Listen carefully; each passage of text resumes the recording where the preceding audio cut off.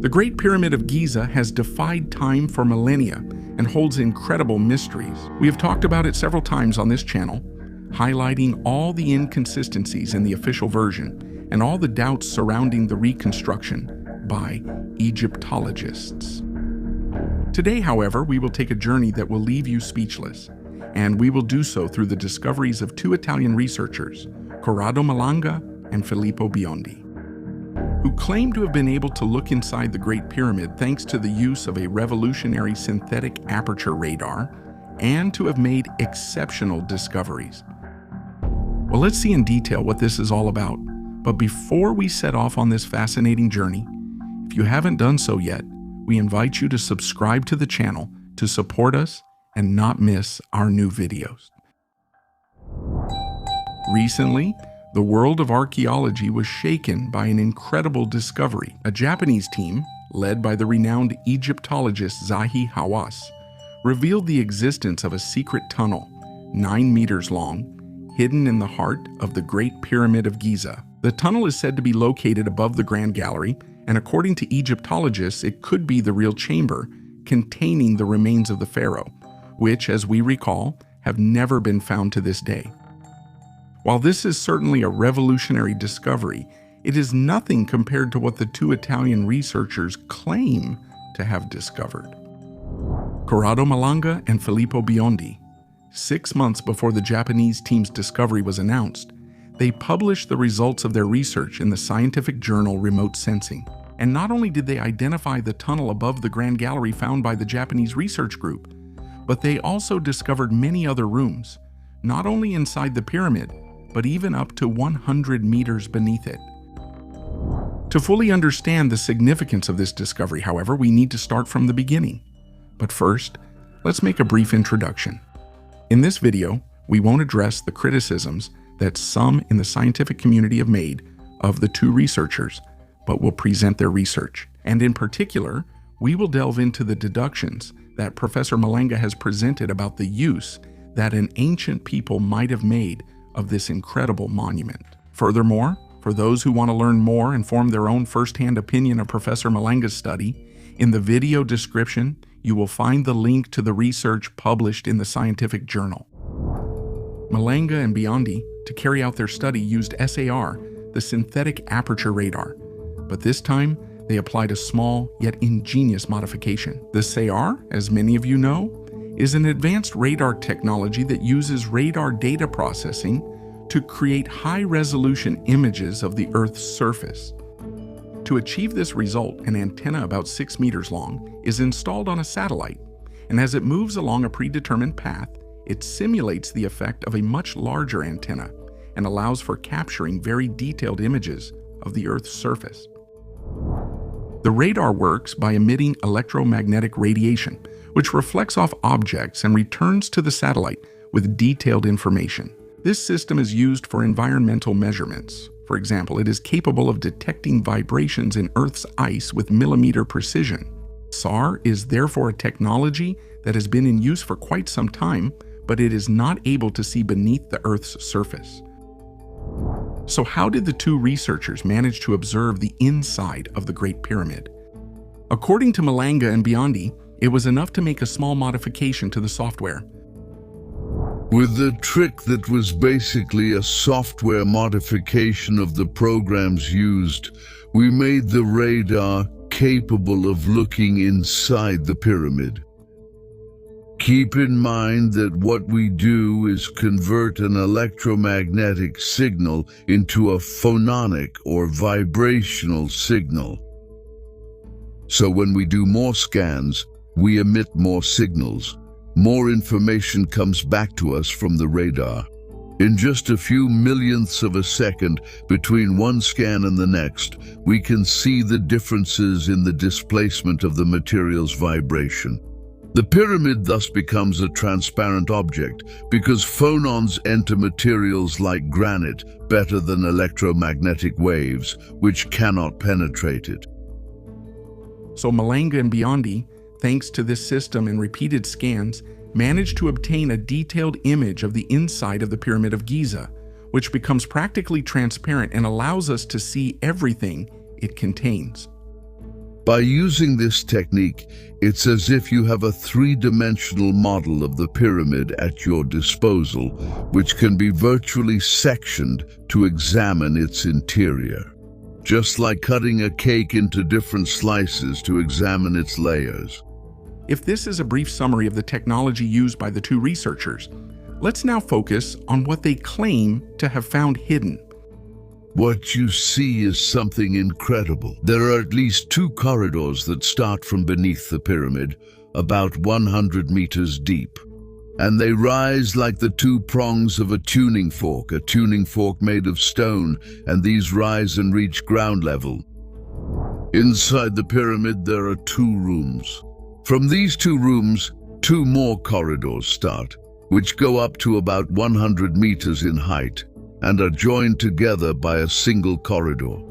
From this single corridor, another corridor starts, which completely surrounds the structure called Z, which is located above the room commonly known as the King's Chamber. The Great Pyramid would therefore hide many other rooms inside it that are still unknown today.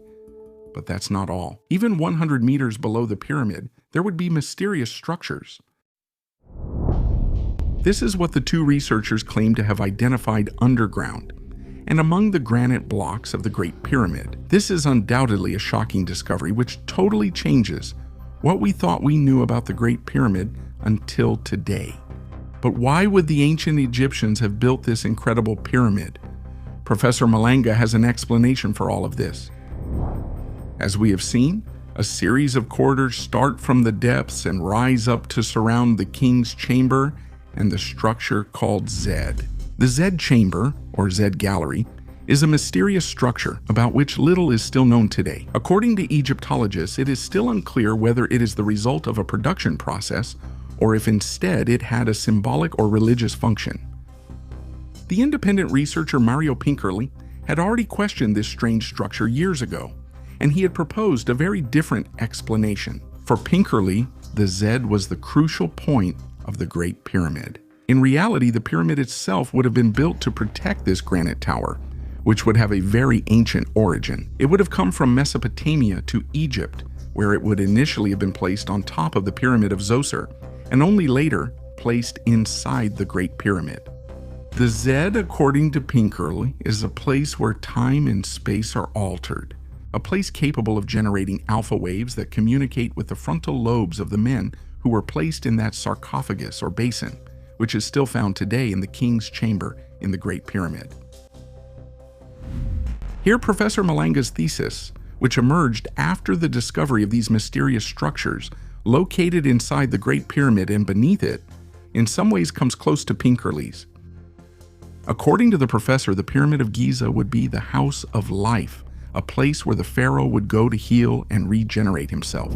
The Z structure would therefore be an acoustic device, which, through a system of filters, would channel the sound waves generated by the wind toward the room below. According to several computer simulations carried out by the professor, these waves would be directed exactly toward the head of a person located inside the granite tub placed in the King's Chamber. Furthermore, according to Professor Malanga, in order to amplify the healing properties of the low frequencies produced by the granite structure, the pyramid was filled acoustically through a system, and the sound waves generated would be amplified and would regenerate or heal the pharaoh, aumentandone la longevità. The pharaoh, with this vibration, let's call it healing, would be regenerated.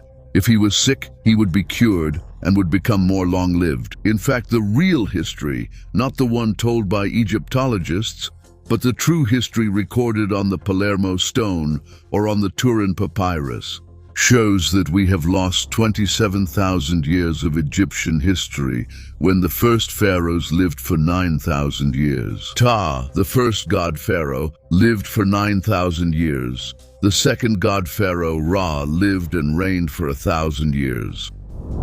Clearly, all this goes against any reconstruction of official Egyptology and may appear only as the product of an imaginative mind. But are we sure that Professor Malanga's research should be dismissed in this way? In recent years, at least two curious scientific discoveries have been made by two different research groups. Let's take a look at them together. The first was made by a team of international researchers that included engineers, architects, and archaeologists, and studied the speed of research processes, heating and cooling of the Great Pyramid through the use of thermal scans. The researchers, by analyzing the data, discovered something very peculiar. In fact, they noticed that the set of stone blocks that make up the front part of the Great Pyramid show a uniform behavior, while 3 particular stones have higher temperatures. This thermal anomaly puzzled scientists for a long time, and they came to the conclusion that it can be explained by the presence of internal currents or cavities beneath the surface of the Great Pyramid. Considering that cavities do not retain heat like rock or international ones do, internal currents or cavities beneath the surface of the Great Pyramid. This opens the door to several possibilities, including the presence of structural elements beneath the surface layer, which could lead to spaces or places that are currently unknown. This discovery therefore seems to validate what is claimed by Malanga and Biondi, whether there are other rooms inside the pyramid or whether there are 2 structures beneath it that would extend for about 100 meters. Another curious discovery was made by physicists from ITMO University in St. Petersburg, whose results were later published in the scientific journal, Journal of Applied Physics. In this study, the researchers claimed to have detected a very strange characteristic in the Great Pyramid. With some astonishment, the physicists actually noticed how the Great Pyramid of Giza is able to concentrate electromagnetic energy, and specifically radio waves in certain places within the pyramid, in the king's chamber, in the queen's chamber, and in the unfinished chamber at the base. This discovery led scientists to design nanoparticles inspired by the structure of the Great Pyramid, pyramidal structures capable of reproducing a similar effect in the field of optics, an effect that is now being used to create more efficient solar cells. To sum up, we can say that there are many clues from official science suggesting that the Great Pyramid may still hide unknown structures today, but that's not all. The hypothesis that the Great Pyramid could be an energy catalyst doesn't seem so far-fetched, and it even appears to be confirmed by a study by Russian scientists. Even though according to mainstream science, this characteristic would be more a matter of chance than to a precise intention of the ancient builders. Professor Malanga and other independent researchers obviously do not agree, and they believe that the ancient builders were well aware of what they were building. But which ancient people could have had such advanced knowledge? What was that civilization capable of erecting such deep underground structures, topped by imposing monuments like the pyramids of Giza? Clearly, all this leads us to question whether the ancient Egyptians were the builders of the pyramids, because 2,500 years before Christ, not only did they not have the technology needed for such constructions, but they also lacked the ability even to design them. To this, we must add that there is no direct evidence that the pyramids of Giza were built by the pharaohs to whom they have been attributed. The hypothesis that these could have been built by a previous civilization, which possessed superior knowledge, is therefore not a hypothesis to be dismissed out of hand, especially considering the anomalies and clues that have been coming to light over the years. For us researchers, it is extremely stimulating as well as crucial to face the implications of our discoveries, regardless of their consequences. For example, we have found material in the Pyramid of Khufu, which could not only require a rewriting of history, but also challenge the foundations of our deepest belief systems, including religious ones. Catholicism derives from Judaism, which in turn has its origins in ancient Egyptian religion. But then, where does the Egyptian religion come from? If there are no deities at the origin, but rather men who pretended to be gods. Faced with an illiterate Cro-Magnon population, we might have to reconsider everything that's written in the Bible, as many historians suggest. But considering this hypothesis means rewriting history as we know it, and recognizing that an unknown, flourishing, and highly developed civilization existed before ours. But are we sure that there is no evidence to support this theory? Are we sure that this civilization didn't leave any traces on our planet? Or is it rather that we are ignoring some important clues? This is just the beginning of our journey that will take us to ancient times. But for now, let's stop here. Let us know in the comments what you think about the theories we've discussed so far. And if you enjoyed the video, subscribe to the channel to support our work. See you in the next story.